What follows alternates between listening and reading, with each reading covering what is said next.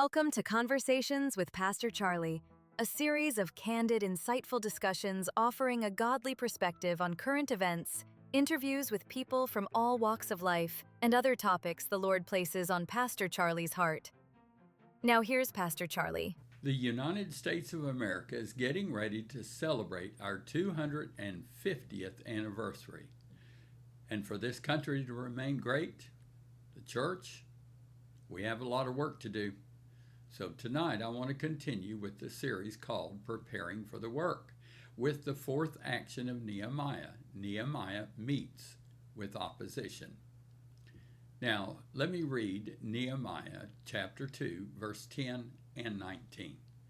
When Sanballat the Horonite and Tobiah the Ammonite official heard of it, they were deeply disturbed that a man had come to seek the well-being of the children of Israel. And verse 19 goes on to say, but when Sanballat, Tobiah, official, and Geshem, the Arab, heard of it, they laughed at us and despised us and said, what is this thing that you are doing? Will you rebel against the king? Now I want you to listen to Nehemiah chapter 4, verses 1 through 3. But it so happened when Sanballat heard that we were rebuilding the wall, that he was furious and very indignant and mocked the Jews. And he spoke before his brethren and the army of Samaria and said, what are these feeble Jews doing? Will they fortify themselves? Will they offer sacrifices? Will they complete it in a day? Will they revive the stones from the heaps of rubbish, stones that are burned? Now Tobiah the Ammonite was beside him, and he said, whatever they build, if even a fox goes up on it, he will break it down. He will break their stone wall. You know, it's interesting to me that those who stood in opposition to Nehemiah were not even on the radar screen as long as Jerusalem was laying in ruin. Nothing. Now, I want you to notice several things about opposition from this example. The intention of opposition usually begins with people sitting around talking about things they do not have a clue about. It is obvious that Sanballat, Tobiah, and Geshem had been meddling with what the Jews were doing. All this without even consulting with Nehemiah, who was the architect of the plan. Another thing is the motivation for opposition rarely makes good sense. Why oppose a man who is attempting to restore a city? Of course, they used their defense of the king as their motivation. They couldn't have cared less about the king. They were afraid of that their positions might be threatened. Something else, opposition always asks rhetorical questions, which are accompanied by answers that are skewed with half-truths. Now, I want to read that one again because that is so prevalent in our day and age.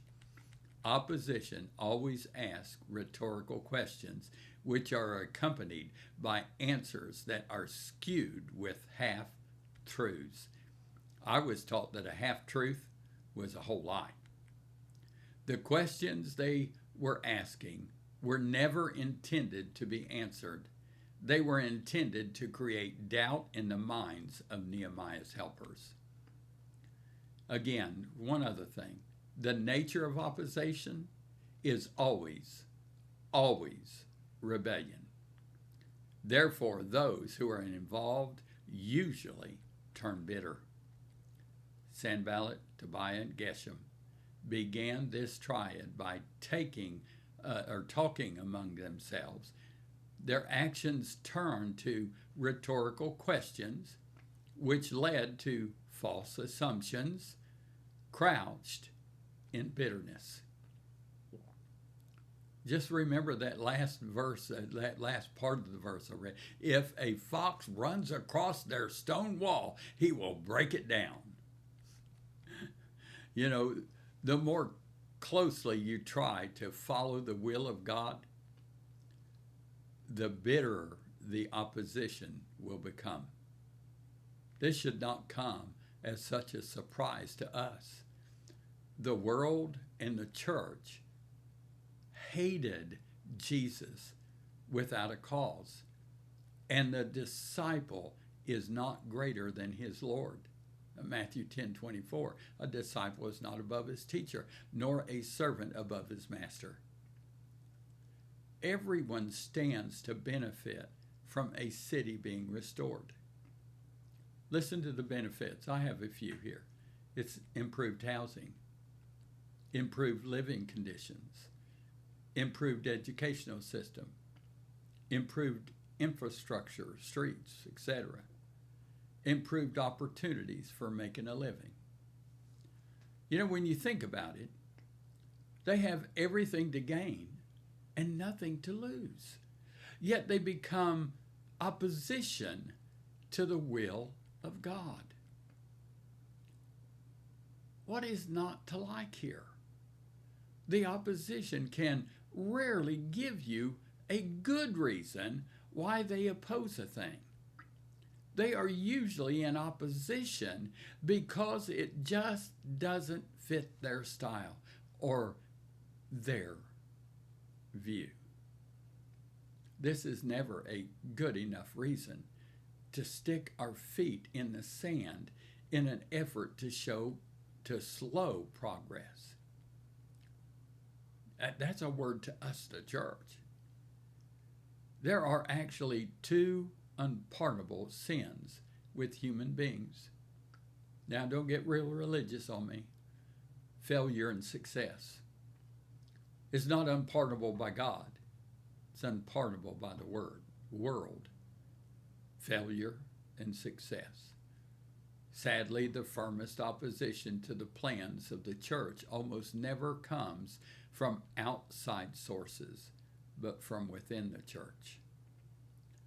Nehemiah's opposition made a fatal mistake, which is often made in a spiritual venue. They failed to recognize that this was not Nehemiah's work. It was God's work. The opposition oftentimes underestimates the level at which the directive was originated.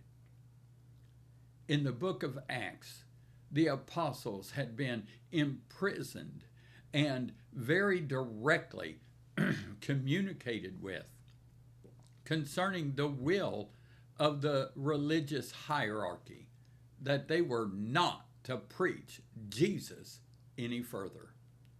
And by a miracle of God, they were released, and they immediately returned to the very place they were arrested and continued to proclaim the gospel.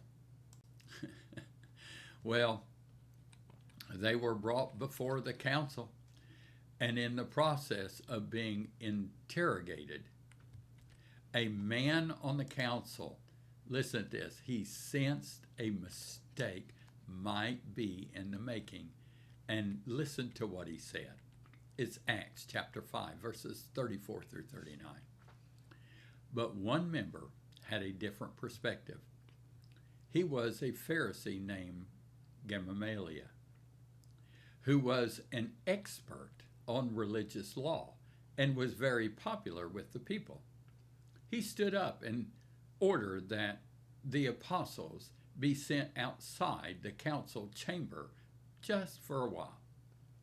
Then he addressed his colleagues as follows: Men of Israel, take care what you are planning to do to these men. That's very important to this. Well, verse 36 goes on and says, some time ago there was that fellow Thaddeus who pretended to be someone great. About 400 others joined him, but he was killed, and his followers went their various ways.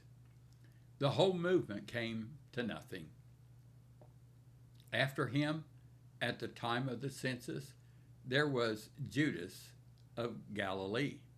He got some people to follow him, but he was killed too, and all his followers were scattered. So my advice is, leave these men alone. If they are teaching and doing these things merely on their own, it will soon be overthrown.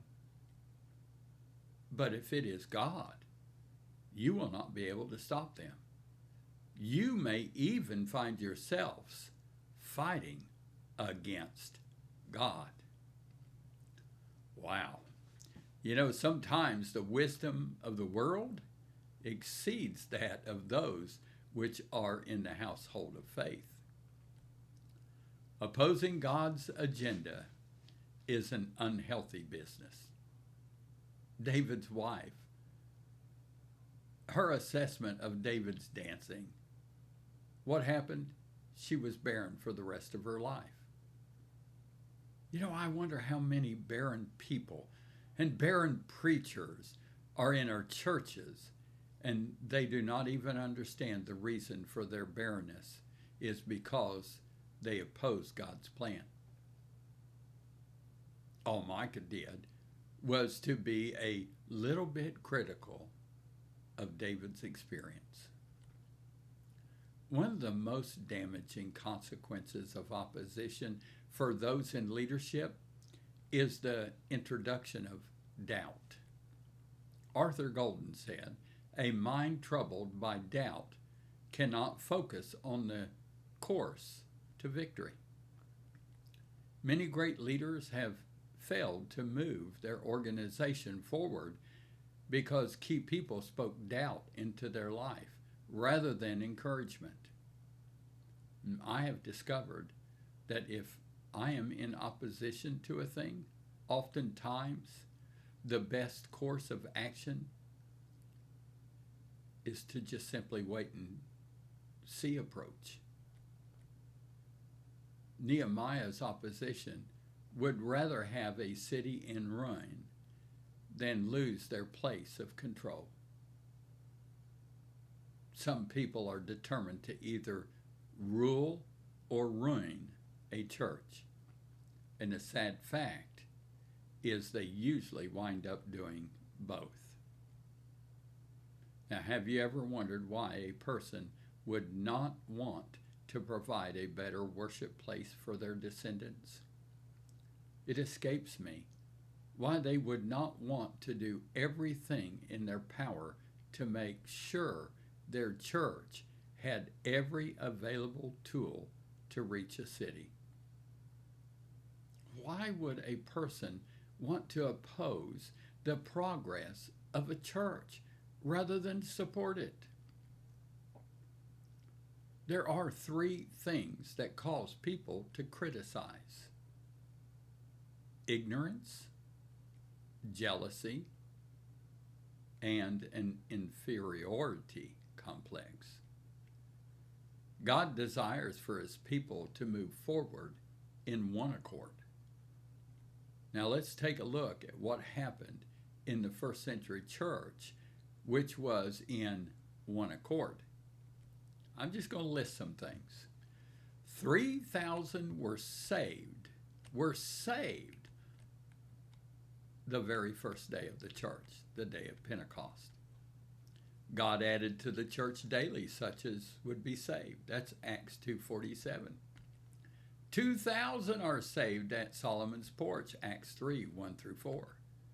The Samaritans become Christians, Acts 8:1-12. Men and women were baptized following their conversion, Acts 8:12-13. The Ethiopian eunuch is converted, Acts 8:36-39. Saul, that we know of as Paul, received Christ, Acts 9:18. The household of Cornelius becomes Christians, Acts 10:43. The people of Antioch are converted, Acts 11:19 through 21. Sergius Paulus becomes a Christian on the island of Patmos, Acts 13 verses 4 through 12. Many Jews and religious proselytes follow Paul and Barnabas at Antioch in Pisidia, Acts 13 verses 13 through 48. A great multitude of individuals follow Christ at Iconium, Acts 14:1. An undetermined number of people make decisions for Christ at Lystra and Derbe, Acts 14. The Philippian jailer and his whole family become followers of Christ, Acts 16. Lydia comes to faith in Christ, Acts 16. A great multitude of Greeks and many of the leading women join themselves to the faith at Thessalonica, Acts 17, 1 through 12. The conversion of the Athenians on Mars Hill, Acts 17, verses 16 through 34. Many Corinthian people are converted, Acts 18:8. At Corinth, Aquila and his wife Priscilla follow Jesus, Acts 18, verses 24 through 28. The 12 disciples of John are baptized and converted, Acts 19, verses 1 through 10. That's just to name a few. We could go on, but I think you get the point. Being in one accord is very important. Now, I guess I'm going to tell my age here a little bit. Hannibal Smith on the show A-Team. Some of y'all may not even know what I'm talking about, but he used to say, "I love it when a plan comes together." You know, when we participate in God's plan for the earth, we will love to be a part of what happens when his plan comes together. When this happens, he makes the ones of us who are the most ignorant look brilliant. I'm a picture of that sometimes. Are we ready to step out in faith and become wall builders rather than critical crowd who pickets the building of the wall? You know, someone once said, a successful man is one who can lay a firm foundation with the bricks that others are throwing at him. Now, next week, we're going to discuss Nehemiah achieves his dream. God bless. Jesus is coming soon. Are you ready to meet him face to face? Are your family and friends ready to meet him face to face? Please be ready. Then help others get ready. God bless.